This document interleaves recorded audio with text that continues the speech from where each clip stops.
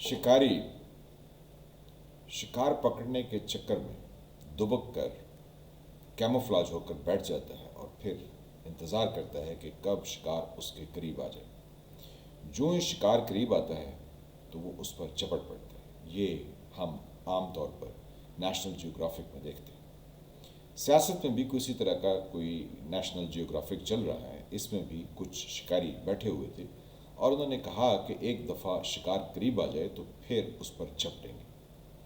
इमरान खान साहब ने ऐलान किया कि वो 23 दिसंबर को असम्बलियाँ तोड़ देंगे। अपने लेफ़्ट राइट दो वज़राए आला पंजाब और KPQ को बिठाकर ये सब कुछ कहा गया। कुछ ही देर के बाद वो जो शिकार करने वाला था उसने झपट मारी और कहा कि मुझे अपने साथ बिठा के आपने जनरल बाजवा के ख़िलाफ़ जो कुछ बोला है, क्या पिद्दी और क्या पिद्दी का शोरबा, आपने ये गुफ्तगू किस लिए की है, अब क्यों करके बताए, हम उसको जवाब देंगे। तो ये पहला हमला था। फिर उसके बाद दूसरा हमला किया गया कि वही शख्स जो ये कह रहा था कि आप जनरल बाजवा के ख़िलाफ़ बोले हैं, हम आपको जवाब देंगे, उनको एक तरह से डी नोटिफाई कर दिया गया। जब डी नोटिफाई कर दिया गया तो फिर बज़ाहिर उसी शख्स को अदालत में जाना पड़ा और जब वो अदालत में गया तो अदालत ने कहा जी जनाब, हम आपको वापस बहाल किए देते हैं, बस एक एफिडेविट जमा करा दीजिए। अब उस एफिडेविट के तहत असम्बली नहीं टूट सकती है। इमरान खान साहब ये ऐलान कर चुके हैं कि मेरे वज़ीर आला तो असम्बली तोड़ेंगे। बज़ाहिर परवेज़ इलाही साहब भी इमरान खान साहब को जाके यही कहते हैं, हम तो असम्बली तोड़ने को तैयार हैं, लेकिन अदालत की तरफ से ये हुक्म है तो हम इसकी वायलेशन कैसे करें। हालांकि उसी अदालत में एक और साहब उसी तरह का एक एफिडेविट दे के बरतानिया भाग गए और फिर मुड़ के वापस नहीं आए और कहा तो ये था कि मैं 4-6 हफ्ते में वापस आ जाऊंगा। जो वज़ीर आज़म है वो उन्होंने गारंटी उसकी दी थी, लेकिन वो अभी तक वापस नहीं आए हैं, वो उसको वायलेट कर रहे हैं। तो परवेज़ इलाही साहब अंदर खाने इमरान खान साहब को ये कहते हैं कि हमारे साथ सीट एडजस्टमेंट कर लीजिए, असम्बली क्या हम तोड़ देंगे, क्योंकि जो एफिडेविट दिया है उसकी क्या वैल्यू है। लेकिन पब्लिक को दिखाने के लिए तो भाई हम ये कहेंगे ना कि अदालत ने हमसे एफिडेविट लिया हो, हम असम्बली नहीं तोड़ सकते। तो असल में मकसद क्या है कि इमरान खान साहब के गले पर परवेज़ इलाही साहब ने अपना अंगूठा रखा हुआ है और कहते हैं कप्तान साहब असम्बली तो नहीं तोड़ेंगे, पहले सीट एडजस्टमेंट करें। वो कहते हैं अच्छा ठीक है, आप 5 सीटें कौमी की ले लें और 10 जो है वो पंजाब असम्बली की ले लें। कहते हैं ना ना ना ना, मैं चीफ मिनिस्टर हूँ, कोई रेलू कट्टा नहीं हूँ कि आप मुझे 5 सीटें दें तो मैं बैठ जाऊँ। जनाब आप जो है ना कोई 35 से 40 सीटें तो कौमी असम्बली की काफ लीग को दें और कोई 50 से 55 सीटें या 60 सीटें जो है वो सूबाई असम्बली की काफ लीग को दें। वहाँ PTI का कोई मेंबर उन हलकों में खड़ा नहीं होगा और आप हमारी मदद करेंगे, आप ऐलान करेंगे कि इन हलकों में काफ लीग को वोट डाला जाए। तो अब इमरान खान साहब के गले के ऊपर परवेज़ इलाही का अंगूठा है। ये अंगूठा उस वक्त तक है जब तक इमरान खान साहब हाँ हाँ हाँ यानी जी जी नहीं करके कबूल करते। वो कबूल उनको करना पड़ेगा, क्योंकि उसके बगैर परवेज़ इलाही साहब असम्बली नहीं तोड़ेंगे।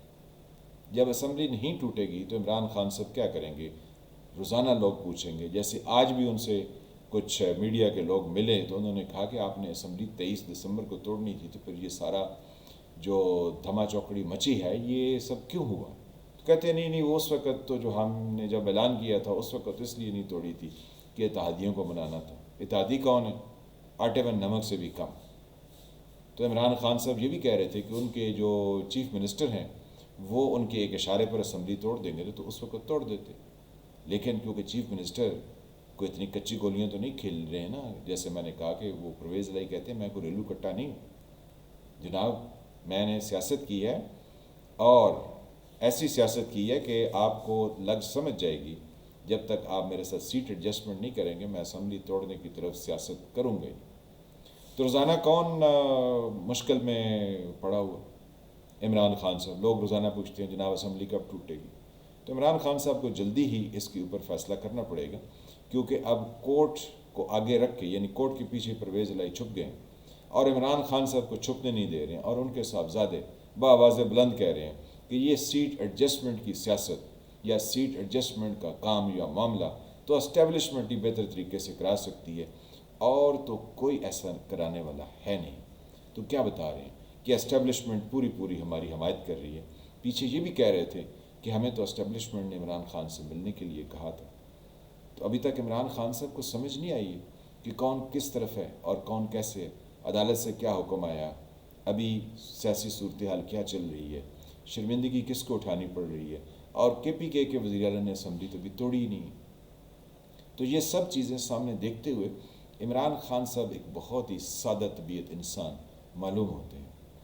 عمران خان صاحب آپ بہتر ہے کسی پرفضا مقام پہ چلے جائیں اور سیاست کو چھوڑ دیں، کیونکہ یہ آپ کے بس کا کام نہیں۔ سیاست کرنی ہو یا اس کو سمجھنا ہو تو آصف علی زرداری کی سیاست ایٹ پریزنٹ دیکھ لیجیے۔ نواز شریف صاحب نے پچھلے 35 سال جو بھی پیپلز پارٹی کے ساتھ دینگا مشتی کی، الزام لگائے، گالم گلوچ کیا، سب کچھ کیا، کس طرح سے کیا کیا، اس سب کو ڈبل ٹرپل کر کے آصف علی زرداری نے نواز شریف صاحب کو واپس کر دیا۔ نواز شریف صاحب کو روزانہ وہی گالیاں پڑ رہی ہیں جو وہ کبھی پاکستان پیپلز پارٹی کو دیتے تھے۔ ان کی پارٹی کی وہی صورتحال انہوں نے کر دی ہے جو نواز شریف صاحب اسٹیبلشمنٹ کے کندھے پر چڑھ کر الزام تراشی کر کے پیپلز پارٹی کو دیوار کے ساتھ لگاتے رہے۔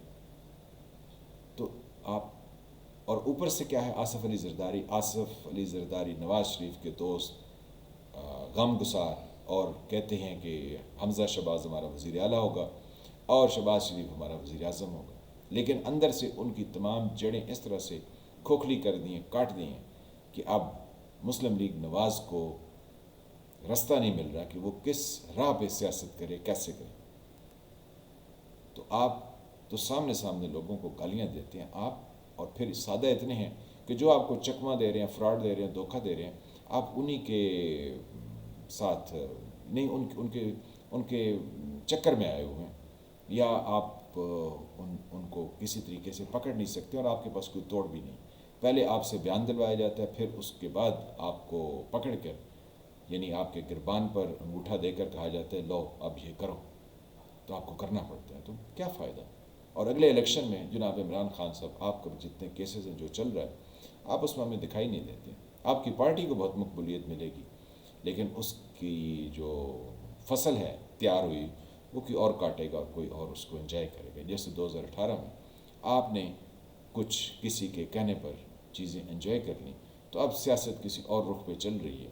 آنے والے وقت میں آپ کو اندازہ ہو جائے گا کہ آپ اس کھیل میں نئے ہیں۔ آپ کرکٹ کے کھلاڑی تھے تو اس میں اس طرح سے کھیل نہیں ہوتا جس طرح سے سیاست میں ہوتا ہے، اور سیاست کو سمجھنا ہو تو فٹ بال کے کھیل کو یا ہاکی کے کھیل کو دیکھیے کہ جس میں 11 پلیئر ہوتے ہیں، کون کس کو پاس دیتا ہے اور کس نے گول کرنا ہوتا ہے، کون ڈیفینڈ کرے گا اور کون فارورڈ پہ جا کے اٹیک کرے گا، اور کون کیموفلاج ہو کے کہیں سے گول داغ دے گا۔ تو سیاست کا میدان کچھ اس طرح کے کھیلوں سے جڑا ہے۔ تو یا تو ایسا کیجیے، نہیں آپ کچھ کر نہیں سکتے ہیں نا، کیونکہ آپ بوڑھے طوطے سیکھتے نہیں، اب آپ مزید کچھ نہیں سیکھ سکتے، لہٰذا آپ اس فیلڈ کو ہی چھوڑ دیجیے۔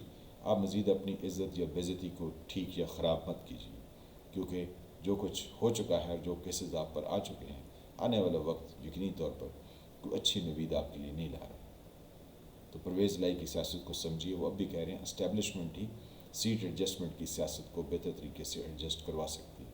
تو اس کا مقصد کیا ہے کہ سب شکار دبوچ چکے ہیں، اور اب شکار تڑپے جو مرضی کرے، نکل نہیں سکتے، بس یہی کچھ ہے۔ بقایا آپ اپنے حمایتیوں کو دلاسے دیتے رہیے کہ وہ تو میں نے کسی کو منانا تھا، تو میں نے اتحادی تھے، تو فلاں تھا۔ تو یہ سارے ایکسکیوزز ہیں، بہانے ہیں۔ حقیقت سب جانتے ہیں جو اس سیاست کے کھیل کو سمجھتے ہیں۔ تو دیکھتے رہیے کہ آنے والے دنوں میں کیا ہوتا ہے۔ میں ہوں فالح ملک، آپ دیکھ رہے تھے سرکار۔ اللہ تعالیٰ آپ کو اپنی زبان میں رکھے۔ جن فرینڈ نے چینل کو سبسکرائب نہیں کیا، اس کو سبسکرائب کریں، گھنٹی کے نشان کو بھی دبا دیں تاکہ آپ کو نئی آنے والی ویڈیوز ملتی رہیں۔ پرویز الہی کی سیاست چلے گی اور عمران خان ہاں اور ہاں کریں گے۔ ملتے ہیں کسی نئے ٹاپک کے ساتھ، تب تک کے لیے